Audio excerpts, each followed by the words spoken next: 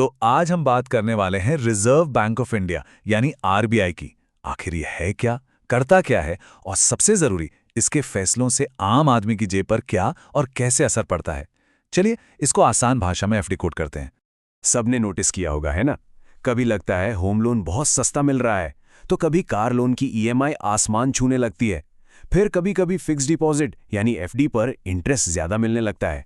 आखिर ये सब उतार चढ़ाव होता क्यों है? इसके पीछे ना एक बहुत बड़ी पावर काम कर रही है। और वही पावर है आरबीआई। हम इसे कह सकते हैं देश का पैसा कंट्रोलर।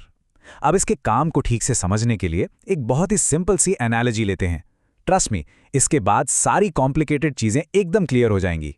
बस इतना इमेजिन कीजिए कि अपने देश की इकोनॉमी एक बड़े से शहर का वाटर सप्लाई सिस्टम है, और इस सिस्टम का सिर्फ एक ही काम है, ये देखना कि हर जगह पानी ठीक से पहुंचे। मतलब ना तो कहीं बाढ़ आ जाए और ना ही कहीं सूखा पड़े, बैलेंस बना रहे। अब इस वाटर सप्लाई सिस्टम में आरबीआई का रोल क्या है? आरबीआई है वो मेन डैम जहां सारा पानी स्टोर होता है, और उसके कंट्रोल वॉल्स। सारा कंट्रोल यहीं से होता है। कब कितना पानी छोड़ना है, ये फैसला यहीं होता है। और इस सिस्टम में जो पानी बह रहा है वो और कुछ नहीं बल्कि पैसा है। इकोनॉमी में कितना पैसा घूम रहा है वो ठीक वैसा ही है जैसे पाइप्स में कितना पानी फ्लो कर रहा है। सिंपल। तो फिर बैंक लोन्स क्या हुए? वो हुए पानी के नल यानी टैप्स। यही वो पॉइंट्स हैं जहां से आम लोग और बिजनेसेस को ये पानी मतलब कि पैसा मिलता है। Home loan, car loan, business loan सब इन्हीं नलों से आता है। अच्छा, अब ये पार्ट थोड़ा ध्यान से सुनिए। अगर पाइप्स में पानी का फ्लो बहुत ज्यादा हो जाए तो क्या होगा? प्रेशर बढ़ जाएगा, है ना? बस यही है महंगाई यानी इन्फ्लेशन। और अगर फ्लो बहुत कम हो तो सब कुछ ठप पड़ जाएगा। आरबीआई का मेन काम इसी प्रेशर को आदर्श बनाए रखना है। तो सवाल उठता है कि आरबीआई इस पानी के फ्लो को कंट्रोल करता कैसे है? उसके पास कुछ खास वाल्व्स हैं, या हम कह सकते हैं टूल्स हैं। चलिए देखते हैं ये टूल्स हैं क्या। ये हैं आरबीआई के मेन हथियार: repo rate, reverse repo rate, cash reserve ratio यानी सीआरआर, और ओपन मार्केट ऑपरेशंस। इन सब के अलग अलग काम हैं, लेकिन आम आदमी के लिए एक टूल सबसे ज्यादा जरूरी है, और वो है रेपो रेट। ये वो इंटरेस्ट रेट है जिस पर बाकी सारे बैंक्स आरबीआई से पैसा उधार लेते हैं। अपनी एनालॉजी में ये डैम से पानी लेने की कीमत है। जब ये कीमत बदलती है तो पूरे सिस्टम में हलचल मच जाती है। तो अब आते हैं सबसे जरूरी बात पर कि आरबीआई के इन एक्शंस का हमारी आपकी जेब पर सीधा असर कैसे पड़ता है। चलिए एक होम लोन का एग्जाम्पल देखते हैं। मान लीजिए आरबीआई ने रेपो रेट 0.5% बढ़ा दिया।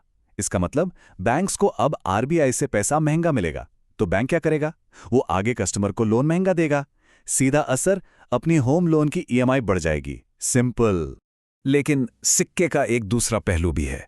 जब आरबीआई रेट्स बढ़ाता है तो बैंक्स को ज्यादा पैसा चाहिए होता है, इसलिए वो ज्यादा डिपॉजिट्स अट्रैक्ट करने के लिए एफडी पर इंटरेस्ट रेट भी बढ़ा देते हैं। इसका मतलब जिन लोगों ने पैसा सेव किया है उनकी सेविंग्स अब ज्यादा तेजी से बढ़ेगी। तो पॉइंट ये है कि आरबीआई का हर फैसला एक चेन रिएक्शन स्टार्ट करता है। ये आरबीआई से शुरू होता है, कमर्शियल बैंक से होता हुआ सीधा आम आदमी के पर्सनल लोन्स और सेविंग्स तक पहुंचता है। अब आरबीआई को लेकर ना लोगों के बीच कई तरह की गलतफहमियां भी हैं। चलिए कुछ सबसे आम मिथ्स की हवा निकालते हैं। सबसे कॉमन मिथ, आरबीआई का काम सिर्फ नोट छापना है।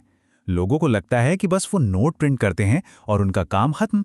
पर सच्चाई ये है कि नोट छापना तो उनके काम का एक बहुत छोटा सा हिस्सा है। उनका असली काम है मार्केट में पैसे के फ्लो को मैनेज करना, उसकी वैल्यू को संभालना और महंगाई यानी उस वाटर प्रेशर को कंट्रोल में रखना।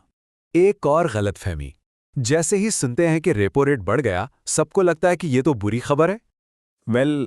ये आधा सच है। हाँ, इसका मतलब है कि लोन्स महंगे हो जाएंगे, लेकिन इसका दूसरा मतलब ये भी है कि सेविंग्स पर ज्यादा इंटरेस्ट मिलेगा। तो एक बैलेंस्ड नजरिया जरूरी है। जो लोन लेने वालों के लिए थोड़ा मुश्किल है, वो पैसा बचाने वालों के लिए फायदेमंद हो सकता है। तो इस पूरी बातचीत का निचोड़ क्या है? अगर आरबीआई को एक लाइन में समझना हो तो वो कैसे करेंगे?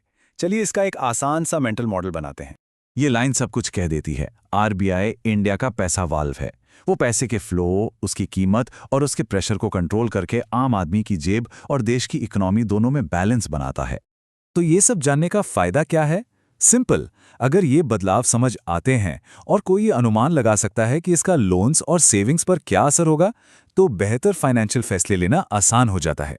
तो अब जब ये पैसा वैल्व का फंडा क्लियर है, तो अगली बार जब आरबीआई कोई अनाउंसमेंट करे तो उस पर जरूर नजर रखें और ये जरूर सोचें कि इस वैल्व के घूमने से अपने पैसे पर क्या असर पड़ने वाला है।